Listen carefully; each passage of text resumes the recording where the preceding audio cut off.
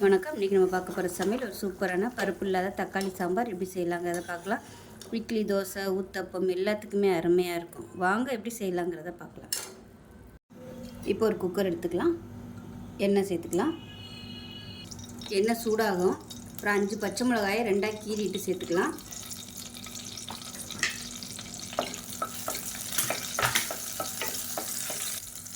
பச்சை மிளகாய் நல்லா வதங்கிடுச்சு. இப்போ இதில் ஒரு 200 கிராம் அளவுக்கு தக்காளி கட் பண்ணதை சேர்த்துக்கலாம்.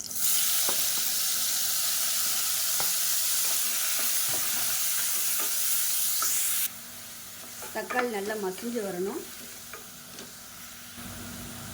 இப்போ இதில் உப்பு சேர்த்துக்கலாம். இப்போ பாருங்கள், தக்காளி ஓரளவுக்கு மசிய ஆரம்பிச்சிருச்சு. இந்த ஸ்டேஜில் தண்ணி சேர்த்துக்கலாம்.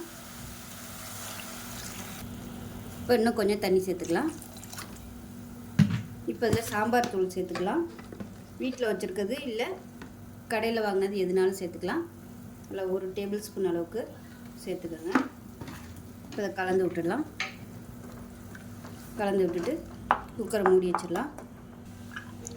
குக்கரை மூடி வச்சுட்டு நல்லா ஒரு 3 விசில் விட்டுட்டு ஸ்டீம் பண்ணதுக்கப்புறம் பார்க்கலாம். இப்போ பாருங்கள், விசில் விட்டு நல்லா ஸ்டீம்லாம் இறங்கி ஆறிடுச்சு. இப்போ இந்த தக்காளி, பச்சை மிளகாயை ஒரு மிக்ஸி ஜாரில் சேர்த்துக்கலாம்.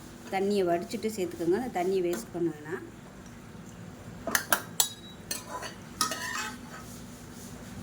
எல்லாம் எடுத்தாச்சு. இப்போ வந்து நல்லா நைஸாக அரைச்சிட்டு பார்க்கலாம். இப்போ ஒரு பேன் எடுத்துக்கலாம். கொஞ்சமாக எண்ணெய் விட்டுக்கலாம். எண்ணெய் சூடாகிடுச்சு. தாளிப்பு உடவும் சேர்த்துக்கலாம். இதுக்கு பதிலாக நீங்கள் கடுகு கூட சேர்த்துக்கலாம். கருவேப்பிலை சேர்த்துக்கலாம். ஒரு 5 வரமிளகா சேர்த்துக்கலாம்.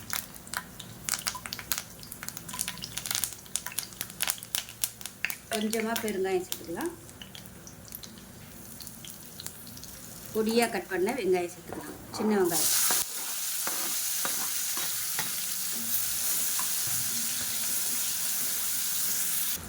இப்போ பாருங்கள், வெங்காயம் கலர் மாதிரி வந்துடுச்சு. இந்த ஸ்டேஜில் அரைச்சி வச்சுருக்க பேஸ்ட்டை சேர்த்துக்கலாம். இப்போ மிக்ஸி அலசிட்டு தண்ணி சேர்த்துக்கலாம். இப்போ இன்னும் கொஞ்சம் தண்ணி சேர்த்துக்கலாம். இப்போ தக்காளி வேக வச்சுருந்த தண்ணி இருக்குது, அதையும் சேர்த்துக்கலாம். சேர்த்துட்டு திக்னஸ் பார்த்துக்கிட்டு தண்ணி தேவைப்பட்டால் சேர்த்துக்கணும். இப்போ கொதிக்கட்டும். மஞ்சத்தூள் கொஞ்சமாக சேர்த்துக்கலாம்.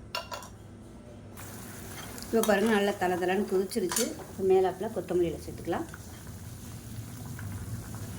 அவ்வளோதான், சூப்பரான தக்காளி சாம்பார். அதுவும் பருப்பு இல்லாத தக்காளி சாம்பார் ரெடி ஆகிடுச்சு. இட்லி, தோசை, ஊத்தப்பம் எல்லாத்துக்குமே நல்லாயிருக்கும். செஞ்சு பாருங்கள். செஞ்சு பார்த்துட்டு எப்படி இருந்துச்சுங்க சொல்லுங்கள். வீடியோ பிடிச்சிச்சுன்னா லைக் பண்ணுங்கள், கமெண்ட் பண்ணுங்கள்.